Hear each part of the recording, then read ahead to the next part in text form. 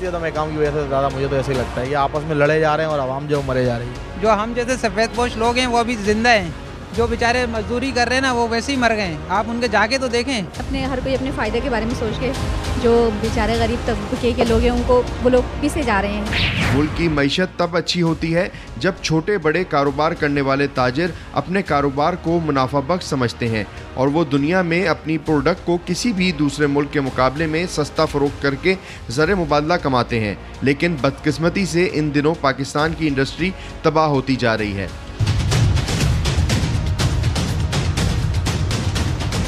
पाकिस्तान की तबाहाल मईशत का जिम्मेदार कौन है, ये जानने के लिए जिम्मेदार कौन की टीम मिली है ताजरों से। अच्छा जी, मैं इस टाइम पे कुरंगी इंडस्ट्रियल एरिया के एक फैक्ट्री में मौजूद हूँ। यहाँ गारमेंट्स की एक बड़ी फैक्ट्री है, लेकिन यहाँ आने की वजह यह है कि यहाँ पर मेरे साथ इस टाइम पे इस कुरंगी इंडस्ट्रियल एरिया और कुरंगी इंडस्ट्रियल एरिया के साथ के जो बिजनेसमैन हैं वो मेरे साथ मौजूद हैं। उनसे और जो ये ताजिर बरादरी है उनसे जानने की कोशिश कर रहे हैं। हमारे साथ पहले फ़ारूक साहब मौजूद हैं, दानिश साहब मौजूद हैं, मुराद सोनी साहब मौजूद हैं और हमारे उनके साथी यहाँ पे मौजूद हैं, तो हबीब साहब मौजूद हैं। तो फ़ारूक साहब, आप सबसे पहले ये बताइएगा कि वाकई हम जो ख़बरों में सुनते हैं मईशत से जो प्रॉब्लम्स ताजिरों को हो रही हैं वो हो रही हैं या ये एक हवा है? बिस्मिल्लाहिर्रहमानिर्रहीम। जो आप जो क्वेश्चन किया मेरे ख्याल में बिल्कुल ऐसा है। लेट से जैसे हम इंपोर्ट कर रहे हैं तो हम ट्रिम्स वगैरह इंपोर्ट करते हैं, दूसरी चीज़ें आ रही हैं पोर्ट पे पड़ी हुई हैं, डॉलर्स नहीं जा रहे, बैंक में डॉक्यूमेंट्स दे चुके हैं, पैसे जमा करवा चुके हैं, लेकिन बैंक के पास डॉलर्स नहीं है, तो प्रॉब्लम्स तो हैं हमें। रफ़ आइडिया बताइए कि पिछले 1 साल 2 साल या 3 सालों में आपकी कितनी प्रोडक्शन लेट हुई इस तमाम जो सूरत-ए-हाल है, डॉलर्स ना मिलने की वजह से, डॉलर की फ्लक्चुएशन की वजह से या एलसी ना खुलने की वजह से? ऑलमोस्ट 30% तो हुई है। 30%, यानी कि 30% हम इसको लॉस में गिनेंगे। लॉस में गिनेंगे तो ये बड़ा लॉस होता है 30% किसी बिजनेस का, बहुत लॉस है। अच्छा, हमारे साथ दानिश साहब मौजूद हैं। दानिश भाई, सेम इसी तरह का सवाल है। आप माशाल्लाह एक इंडस्ट्री रन कर रहे हैं, आपकी अपनी प्रॉब्लम्स क्या हैं जो हम पूरा दिन ये सुन रहे हैं कि भाई हमारी इंडस्ट्री नहीं चल पा रही, बिजली का प्रॉब्लम है, गैस का प्रॉब्लम है हमारे पास जो आप अच्छा, एक और सवाल, क्या आपको भी डाउन साइजिंग करनी पड़ रही है? अस्सलाम वालेकुम जी। सबसे पहली चीज़ तो जी ये है मेरे हिसाब से कि तकरीबन एक्सपोर्ट के जो ऑर्डर्स हैं, मैं ये समझता हूँ कि पाकिस्तान में तकरीबन 20 to 30% वैसे ही डाउन है और इसका रीज़न शायद पाकिस्तान की इकॉनमी इतना नहीं है जितना कि इंटरनेशनल इकॉनमी है। और अगर आप अमेरिका और यूरोप की बात करें जहाँ मेजॉरिटी में हम लोग एक्सपोर्ट करते हैं, तो वहाँ की रिसेशन की वजह से भी हमारे पास ऑर्डर्स कुछ कम हैं। ऑर्डर्स कम होंगे तो ऑब्वियसली अपने आप को फीजिबल वाइबल करने के लिए जो इंडस्ट्री है जहाँ पे मैन पावर ज़्यादा लगती है, वहाँ पे उनको डाउन साइजिंग और अपने एक्सपेंसेस को कर्टेल करना पड़ेगा, वरना शायद वो फीजिबल नहीं रहेंगे, सर्वाइवल उनका मुश्किल हो जाएगा। तो इसलिए आई थिंक कि डाउन साइजिंग इस वक्त पाकिस्तान की जो मेजर एम्प्लॉइज़ को ज़्यादा हायर करती है वो इंडस्ट्रीज़ डाउन साइजिंग कर रही हैं due to international orders being less. सही साहब मौजूद है। मुराद साहब, डाउन साइजिंग पे भी हम बात कर लेते हैं। जी। पूरी इंडस्ट्री जो है वो कितनी बड़े पैमाने पे डाउन साइजिंग कर रही है? तो देखिए, जितने हमारी मालूमात है वो हम किसी भी फैक्ट्री में बात करते हैं, जितनी हमारी दोस्ती आ रही है, सब बोलते हैं अगर हम 50 साल में निकाल रहे हैं, 40-50 साल में निकाल रहे हैं। इसकी वजह ये है, देखिए कारोबार है नहीं, ये एक इतना बड़ा क्राइसिस जो सामने आएगा बेरोज़गारी का। फिर जब हम बात करते हैं स्ट्रीट क्राइम की, तो इसकी सबसे बड़ी वजूहत में से एक वजूहत ये है कि अगर कराची से अगर 25-50 हज़ार आदमी अगर वो बेरोज़गार हो गया, तो वो भी कौन सा बेरोज़गार हो रहा है जिसकी सैलरी 25 से 50 हज़ार के दरमियान है, ठीक है, तो उस वक्त हम कहाँ खड़े होंगे? देखिए, ये जितने भी पाकिस्तान के स्टेक होल्डर्स हैं, हमारे जो पूरे स्टेक जो हमारे हैं पाकिस्तान में जितने भी हैं, चाहे वो सियासतदान हो, चाहे वो हमारी ब्यूरोक्रेसी हो, चाहे हमारी इस्टेब्लिशमेंट हो, इन सबको एक पेज पे बैठना होगा, इस मुल्क के बारे में सोचना होगा। सब अवामी राय ये है कि बिजनेसमैन हमेशा फ़ायदे में रहता है और आवाम जो है वो पिसती है, ये अवामी राय है। आप आवाम के लिए क्या कहेंगे कि बिजनेसमैन वाकई फ़ायदे में है या ये सिर्फ आवाम का कॉन्सेप्ट है या आवाम सही है?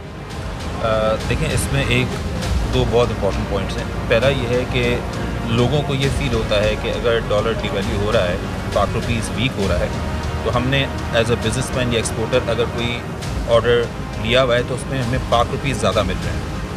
इसके अगेंस्ट एक बहुत बड़ा जो पीछे हम इंपोर्ट बिल क्रिएट कर रहे होते हैं, बिकॉज हमारे अनफॉर्चुनेटली पाकिस्तान में पिछले 5-8 साल से नहीं 15-20 साल से सपोर्ट इंडस्ट्री नहीं बनाई गई। जिस तरह अभी फारूक साहब ने भी कहा कि हमें एक जिपर तक और एक बटन तक तो इंपोर्ट करना पड़ता है, तो अगर हमारी export cost in terms of पाक रुपीज़ बढ़ती है उतना ही हम पीछे इम्पोर्ट बिल को भी इंक्रीज़ कर रहे होते हैं। And this is one of the major reason कि हमारा जो ट्रेड डेफिसिट कम नहीं हो पाता इंडस्ट्री का। तो इस चीज़ के लिए एक बहुत इम्पॉर्टेंट और अर्जेंट प्लानिंग की ज़रूरत है। डॉलर जो हमारा वीक हो रहा है ये हमें as a business community day by day बढ़ने के बजाय हमें पीछे की तरफ लेके जा रहा है। चलें जी, बहुत शुक्रिया। तमाम ताजर हमारे साथ थे और सिर्फ एक ही सवाल है जो हम जानना चाह रहे हैं कि मईशत पाकिस्तान की इस टाइम पे कहाँ खड़ी है और आने वाले दिनों में कहाँ हम उसको देख रहे हैं। और ये हम ताजरों की नज़र से देख रहे हैं, दुकानदारों की नज़र से देख रहे हैं। तो जो अभी तक की ये सब ये कह रहे हैं कि वर्स कंडीशन पर जा रहा है, तो जबकि हर बंदे को समझ में आ रहे हैं कि हम वर्स कंडीशन पर जा रहे हैं, तो ये हुकूमत को क्यों नहीं समझ में आ रही बात। और जो हमारे मईशत को देखने वाले हैं, जो हमारी तमाम मईशत को इस टाइम पर देख रहे हैं, हम इसहाक डार साहब की प्रेस कॉन्फ्रेंस देख लेते हैं, वो कहते हैं मुल्क डिफ़ॉल्ट नहीं करेगा।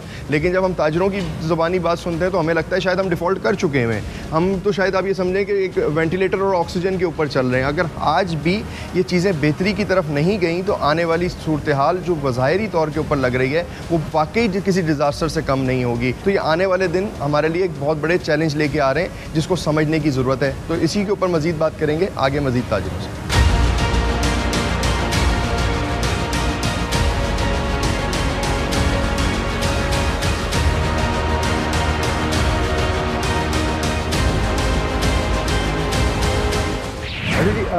ताजरों और पाकिस्तान की मईशत और पाकिस्तान में बढ़ती हुई महंगाई और पाकिस्तान की इकनॉमिक कंडीशंस के ऊपर हम जब बात कर रहे हैं तो इस टाइम हम मौजूद हैं कराची चैम्बर की बिल्डिंग में और कराची चैम्बर के सदर हमारे साथ तारिक साहब मौजूद हैं। तारिक साहब, बहुत शुक्रिया आपने टाइम दिया। इकॉनमी जो है पाकिस्तान की डिस्टर्ब हुई है, यानी कि हम रोज़ बरोज़ डॉलर को बढ़ता हुआ देख रहे हैं, अनस्टेबिलिटी देख रहे हैं। ताजरों की आओ बका सुनते हैं कि जी हमारे पास डॉलर्स नहीं है, एलसियाँ नहीं खुल रही, कीमतें बढ़ रही हैं, नीचे आवाम परेशान हो रही है। इस पूरी सूरत हाल के अंदर जो ताजर बरादरी है वो किधर स्टैंड करती है? उनके मसाइल जेन्युइन है या सिर्फ एक आर्टिफिशियल एक हवा बना हुआ है? नहीं, यकीनन कोई हवा नहीं है, ये एक जेन्युइन डिफ़िकल्टी है और सारा मुल्क इसको फेस कर रहा है। मईशत की खराबी में अगर हम इंडस्ट्रियल एक्टिविटी से शुरू करें तो ये तक 3 महीने पहले गैस की जब शॉर्टेज आई तो एक बहरानी कैफियत में जन्म दिया। अभी वो चल ही रहा था और अभी तक है कि डॉलर की फ्लक्चुएशन, और उस वक्त कुछ ऐसी बातें चल रही थी कि शायद डॉलर स्टेबलाइज हो जाए, शायद बेहतर हो जाए। हमारे पास चंद चीज़ें रिकॉर्ड पे मौजूद हैं कि जितनी भी इंपोर्ट होती है, हम जितनी भी इंपोर्ट करते हैं उसमें एफबीआर और कस्टम्स के साथ मिलकर अंडर इन्वाइसिंग करके नुकसान दिया जाता है मईशत को, और आज सालों से दिया गया कि हम उसका खुमियाजा भुगत रहे हैं। मैंने आपसे अर्ज़ किया ना कि माशरा तो हर किस्म के लोगों से कंप्राइज होता है, तो इस फ़र्द वाहिद को आप माशरे के सिंबल नहीं बना सकते। नहीं सर, फ़र्द वाहिद नहीं, ताजरों में मैं किसी स्पेसिफिक एक चीज़ की बात नहीं कर रहा। आप ये देखिए ताजरों में दालें कितने कंटेनर क्लियर होते हैं? लाखों में होते हैं। फिर तो लाखों ही अंडर इन्वाइसिंग कर रहे हैं। ये आपकी बात I don't agree with, I am sorry.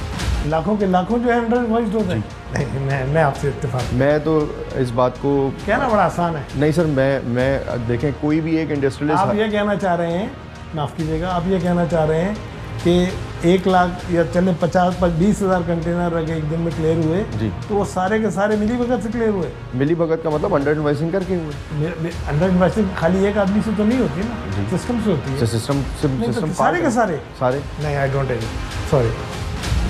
मैं आपकी बात से एग्री नहीं करता। आप ना करें, आपका प्रोरोगेटिव है, मैं अपनी बात करूंगा, मैं अपनी बात करूंगा। आप जो इल्ज़ाम लगा रहे हैं पूरी बरादरी पे, ये कतई नाकाबिल कबूल है।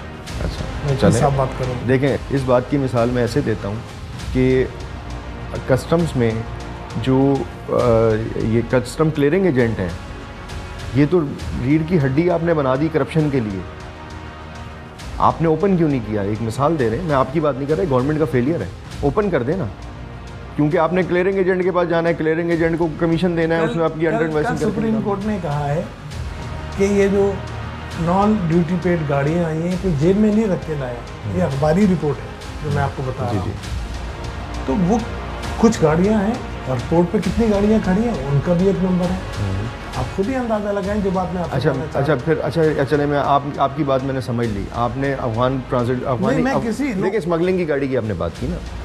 मैंने स्मगलिंग की बात नहीं की, मैंने कोर्ट की ऑब्जर्वेशन की बात। कोर्ट की ऑब्जर्वेशन, कोर्ट ने जेब में नहीं रख के लाएगा। ठीक है, जेब में नहीं लेके ये जो स्मगलिंग के ज़रिए सारी चीज़ें आ रही हैं वो भी तो ताजिर ही मंगवा के बेच रहे हैं ना, चाहे उसमें टायर हो, चाहे उसमें छालिया हो, चाहे उसके अंदर दूसरी अशिया खुर्दोनोश हो, सिगरेट हो, XYZ हो। मैं आपकी तवज्जो at the same time Karachi port trust पे क्लियर होने वाले हज़ारों कंटेनर की तरफ भी दिलाना चाहता हूँ। आप उसको रेफरेंस बना रहे हैं, मैं इसको दोनों तरफ बना रहा हूँ। दोनों तरफ आप जो पिक्चर पेंट कर रहे हैं, आप ये कह रहे हैं कि ताजिर जो हैं वो इस सिचुएशन की जो आज मुल्क में प्रिवेल कर रही है उसके जिम्मेदार हैं। मैं आपसे नहीं करता। आप नहीं हैं, जिम्मेदार हुकूमत है, क्योंकि हुकूमत ने ढील दी, इधर से रास्ता खुला। अगर हुकूमत स्क्रू ना करती तो ये रास्ता ही बंद हो जाता। देखिए अल्टीमेटली नुकसान खतावार हुकूमत है। नहीं भैया, एक परसेंटेज होता है हर चीज़ का, उसको आप रेफरेंस नहीं ले सकते। मैं आपसे सिर्फ इतनी बात शुरू से कर रहा हूँ, आप एक छोटे से परसेंटेज को रेफरेंस बना रहे हैं। नहीं सर, सॉरी, मैं भी आपकी बात से एग्री नहीं करता। मैं छोटे से परसेंटेज को नहीं बना रहा, मैं आपसे एक्चुअल बात कर रहा हूँ। जिस टॉपिक के ऊपर ना ताजिर आता है ना बात की जाती है, और अनफॉर्चुनेटली आपके पास जितनी भी बड़ी इंडस्ट्रीज़ हैं वो उनका ऑडिट आज ईमानदारी के साथ करा लें, किसी बाहर की कंपनी से करा लें, लग पता जाएगा। आप कराने के लिए तैयार हो जाएं कि किसी बाहर की कंपनी को हायर करते हैं और पाकिस्तान की 10 बड़ी इंडस्ट्रीज़ को जो है ना उसका ऑडिट करा लेते हैं। अभी भी सबके ऑडिट होते हैं, वो जो आपको पता है कैसे होते हैं। फिर मैं इस पर क्या अर्ज करूँ अब आप, I mean I don't know what you are trying to say. चले ठीक है जी, बहुत शुक्रिया। जो हमारा लोअर तबका है, अब आप मैं कराची के उन कच्ची आबादियों और उन छोटी आबादियों की तरफ हम आगे जाके आपको निशानदेही करेंगे जहाँ पे डेली वेजेस वाले लोग हैं, यानी कि जो 500 रुपये से लेके 1000-1500 रुपये की दिहाड़ी पे वाले लोग हैं, वो कितनी मुश्किलात का में सफ़र कर रहे होंगे। असल मसला वहाँ पर है और हमारी अक्सरियत वो है, क्योंकि यहाँ पे पिछले कोरोना के दौर से लेके अब तक ये हुआ, अमीर से अमीरतर होता चला गया, गरीब से गरीबतर होता चला गया। मिडिल क्लास जो है या तो वो ख़त्म होती चली जा रही है या मिटती चली जा रही है, और ये बड़ी नुकसानदेह सूरत हाल है जो आने वाले दिनों में होगी। मईशत के हवाले से चंद चीज़ें और हैं जो आपके सामने रखें।